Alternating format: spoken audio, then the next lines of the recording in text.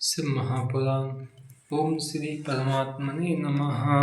शौनक आदि ऋषियों के मुख से निकले हुए इन शब्दों को सुनकर सूत जी अत्यंत प्रसन्न हुए।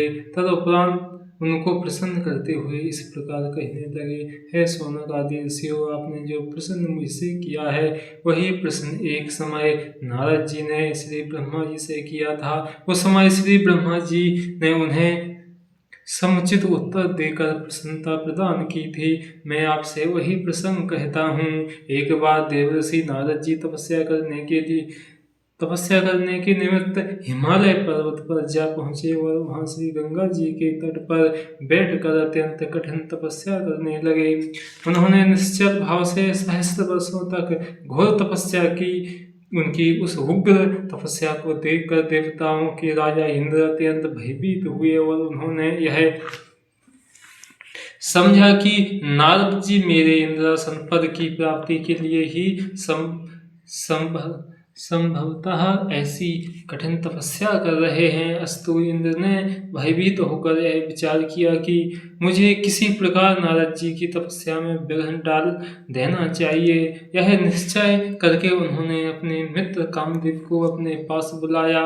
जब कामदेव उनके पास आ गया तब उन्होंने उसे संबोधित करते हुए यह कहा, हे मित्र, तुम्हारी सहायता से मैंने अनेक अहंकारियों के अहंकार को नष्ट किया है। इस समय देवर्षि नारद जी हिमालय पर्वत पर बैठे हुए शिव जी की तपस्या कर रहे हैं। मुझे भय है कि कहीं भी अपनी तपस्या द्वारा मेरे इंद्रासन को न छीन लें। अतः तुम कोई ऐसा उपाय करो जिससे नारद जी की तपस्या भंग हो जाए। सूत जी बोले, हे ऋषियों, इंद्र के मुख से निकले हुए इन शब्दों को सुनकर कामदेव ने उन्हें मनोकामना सिद्धि का विश्वास दिलाते हुए नारद जी पर विजय पाने के हेतु अपनी संपूर्ण सेना को तैयार किया। तदुपरांत उसने नारद जी के समीप पहुंचकर वहां चारों ओर अपनी माया फैला दी। कामदेव के प्रभाव के कारण उस निर्जन स्थान में भी अनेक प्रकार के पुष्प खिल उठे और कोकिल आदि पंछी अपनी मीठी बोली से सबका ध्यान अपनी ओर आकर्षित करने लगे। हृदय में कामदेव को जगाने वाली तीनों प्रकार की शीतल मंद सुगंध वायु बहने लगी। अपनी उस विजयिनी सेना को देखकर कामदेव के हृदय में अत्यंत प्रसन्नता हुई।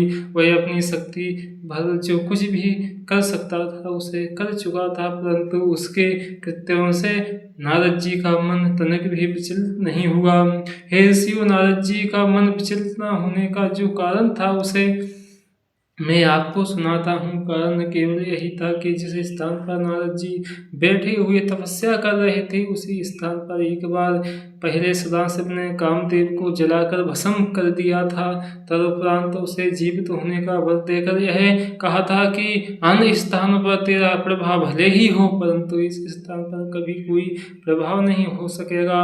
यही कारण था जिससे कामदेव निराश एवं लज्जित होकर इंद्र के पास लौट गया और उन्हें अपने निष्फल मनोरथ होने का सब वृत्तांत कह सुनाया। कामदेव की बात सुनकर देवराज इंद्र की सभा के संपूर्ण सभासद नारद जी की स्तुति एवं प्रशंसा करने लगे।